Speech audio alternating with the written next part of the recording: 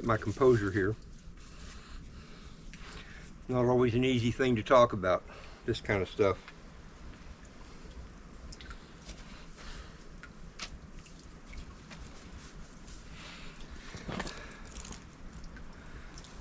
Hey everybody, my name's Rob. I'm glad to see you here. I really am. We're talking about grief and tragic loss and how to deal with that kind of thing. I'm sharing things that I've experienced, things that I've felt, in the hopes of helping somebody else that is going through that or has gone through that. Or even if you know somebody that's going through it, that you might be able to help them reach out.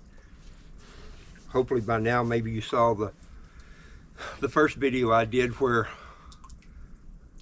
I maybe built some credibility that I know what I'm talking about, if I do, by sharing my story, what happened to our family, the things we went through, some of that kind of thing, so that you'll know that if I say I feel something, I really do feel it. I really do have some experience with this kind of thing. Sadly, I wish I didn't. Truly wish I didn't. If you're going through something like that, I wish you didn't have to go through it either. It's an awful thing, no matter what scale it is.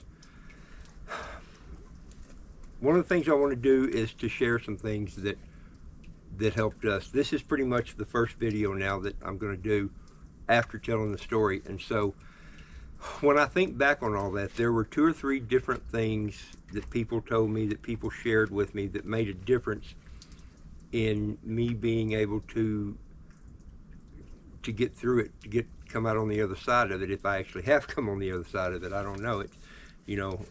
It doesn't really go away. It's been 2 years now, just over 2 years since we lost our girls, and sometimes it feels like it is a week ago or less. For a long time, every morning when I would wake up, before I would even be awake good, I would be back at the scene of the accident, seeing everything I saw, seeing my girls, seeing the car, seeing all the emergency vehicles, the responders, the ambulance, the helicopter, everything. Back into that moment again, back being in shock, I guess. For a long time, a long time, every morning when I would wake up, that was as my eyes began to open, that was the very first place I was, the very first thing that I thought of. And that's the way it's going to be. If you're going through that, it's going to be like that for a while. It will be like that until one day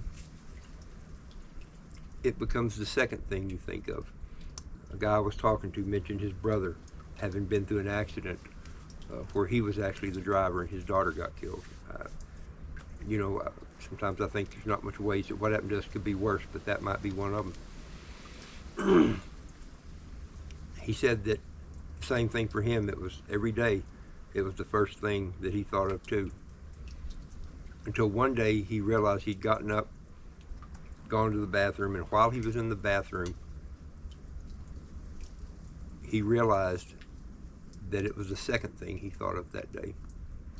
Funny, I actually watched a TV show the other day that the guy on there mentioned to somebody who had lost someone that same thing. That'll be the first thing you think of until one day it's the second thing you think of, and that is maybe one of the first stages of healing and getting better.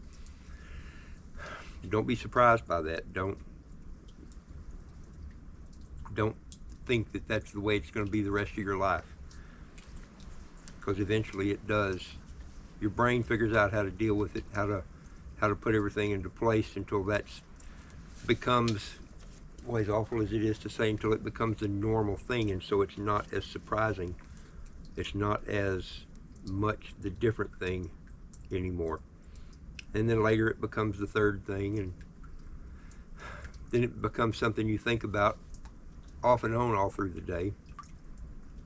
That's where I am. So I don't know what happens after this. I don't think you ever forget. You don't ever quit thinking about it.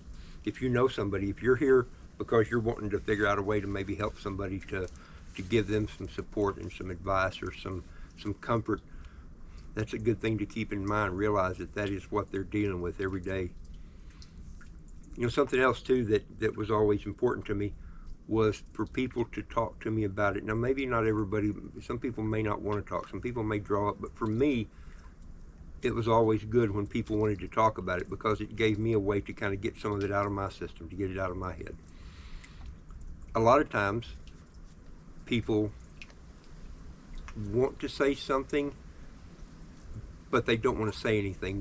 They say, gee, Rob, we're sorry, we didn't mean to bring that up and make you think about that. Well, don't worry about that.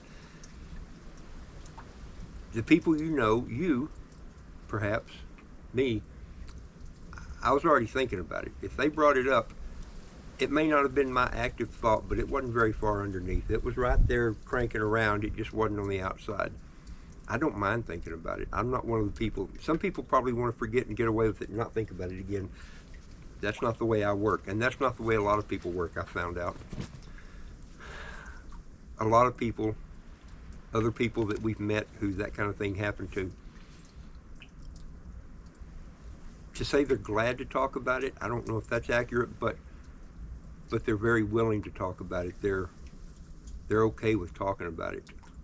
It's a real part of their life. It's a real part of their everyday existence. So that's something to keep in mind, maybe. You know, mention it to people and let them, I mean, it's a good way to let them know you're thinking about them.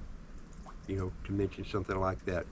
Being courteous and telling them you're not trying to dredge up something like that's okay, and you can get a feel for it. But I think it's good for people to talk about the stuff that they're feeling and things they're doing. You know, one of the best pieces of advice we got early on, and actually from my wife's mom, from my mother-in-law and dad-in-law, they had, just a few months after my wife and I got married, her only sibling, got killed in a car crash. So how awful is that? My parents, mom and dad-in-law, parents-in-law, have had to go through this twice now. And so they were able to give us some pretty good advice on how to prepare ourselves. One of the things that they told, one of the key things that stuck in my mind, even while we were still at the hospital with my youngest daughter, while she was still recovering the first few days, was to embrace every emotion. Don't try to hide from the emotions. Don't run from them. Don't try to cover them up. Don't feel bad about whatever you feel. Every emotion you feel, whether it's something, whether it's a good memory, a happy memory, whether it's the sadness or the horror that you felt, all of those emotions, embrace them. Don't try to shut them out. Let your mind work its way through them. Let your mind deal with it. Encourage the people you know that are going through something like this to not be shy about their emotions. If they want to bust out crying, losing their mind, holding their head in their hands, that kind of thing, let them do it. Let them do it. Don't tell anybody not to cry. Don't tell anybody to hold it back. Don't tell them to fight it off. Embracing every emotion was a big deal. As much as anything, because I guess I didn't have to feel bad about it. I didn't have to feel like it was the wrong thing to do, that I was doing it in a wrong, not so great way. Remember that. Embrace every emotion.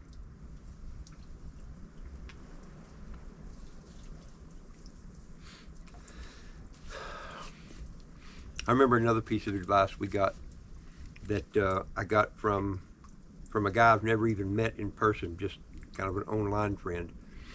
He had been through something similar when he was a kid, and he told me the story about, and you know, but if you happen to see this and I mess this up, I'm sorry, but the takeaway message for me was he watched his dad withdraw into a shell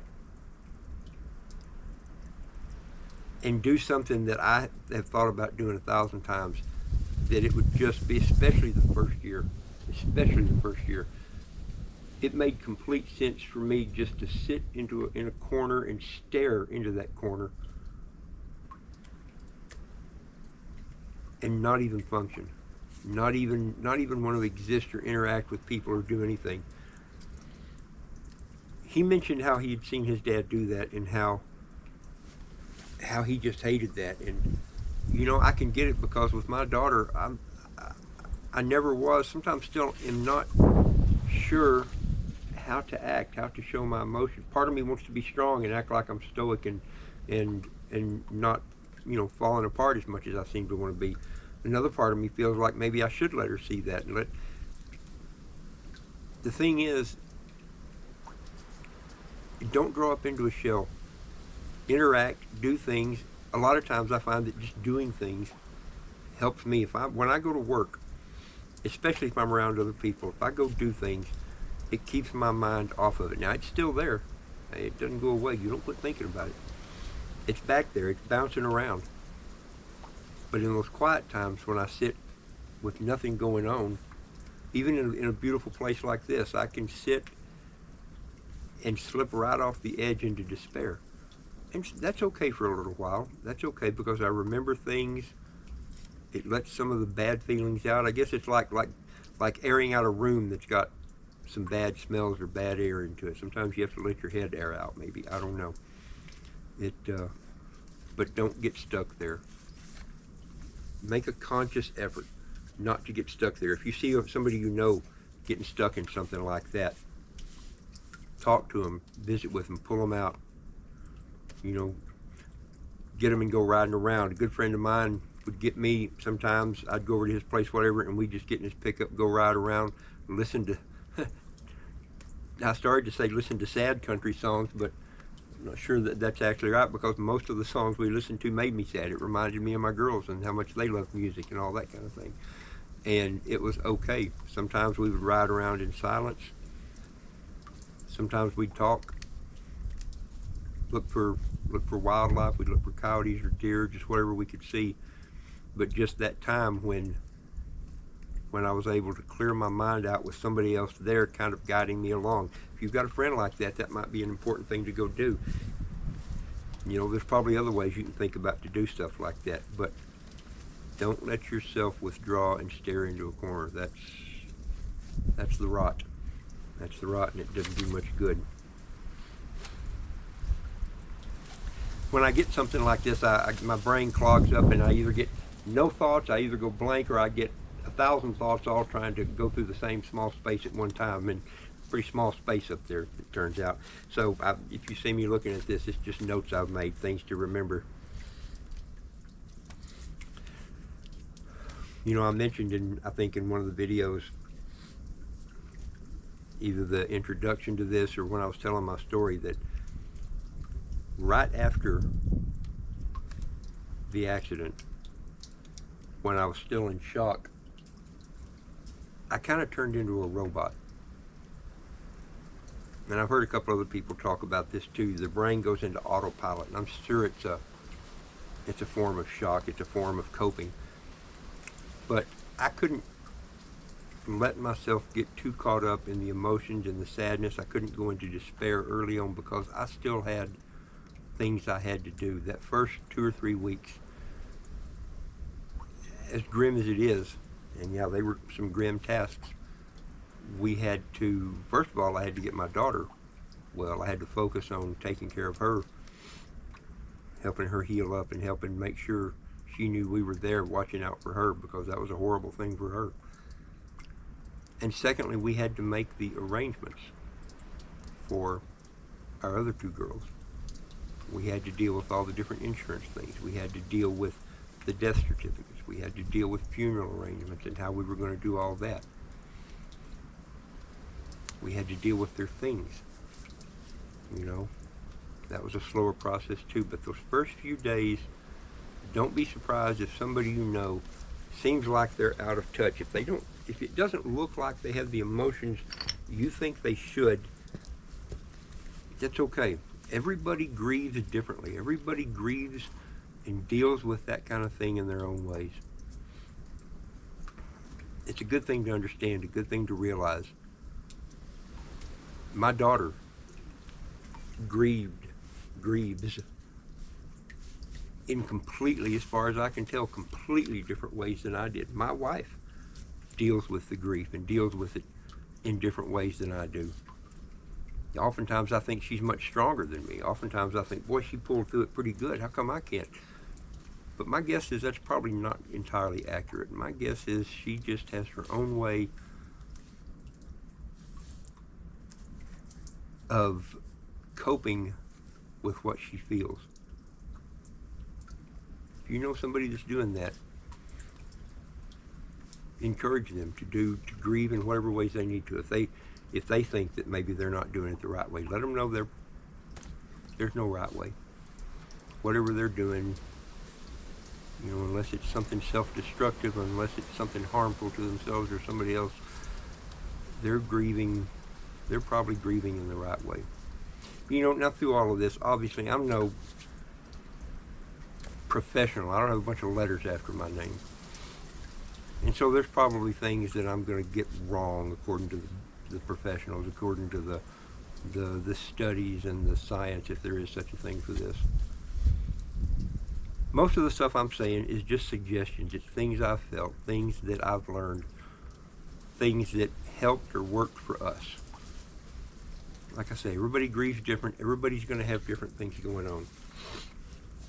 If you're helping somebody do it, if you're helping somebody deal with it,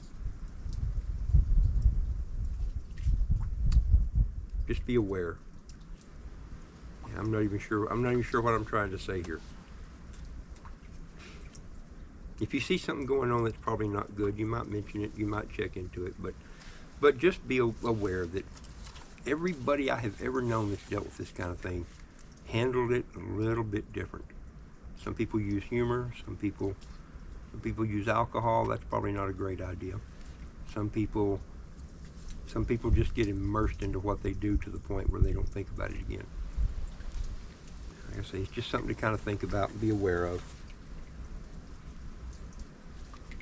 Again, all of this is just to kind of say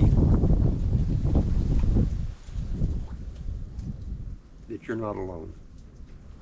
To let people know, if you know someone, let them know they're not alone. For whatever reason, there is some comfort in talking to other people that have gone through this and knowing that other people have gone through it. That sounds morbid, but occasionally it helps to know that. I'm going to shut this off for right now. I've got a whole list of things to talk about, different subjects, different things, but like I say, I wanted this video to be the first one to help get some primary clues out there, some really, what I thought were really good tips that made a huge difference for us, things that I remember, things that made it better, if that's even a thing. Thanks for being here. I hope that if you watch this, that maybe if you've got some experience with this, if you've got some thoughts on this, to leave a comment down there. Most of the time I let anybody on my videos, I let them comment any stupid thing they want to. People want to get on there and say something crazy, I'll leave it there. That's what they want the world to think about them.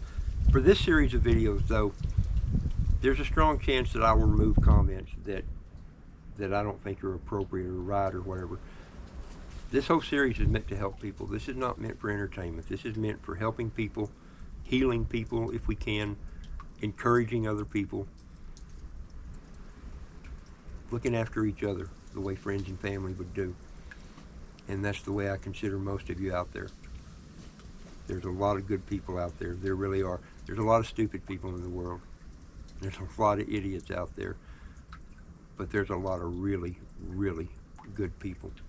And my hope is that all of you are part of those good people and that we'll all help each other out here a little bit.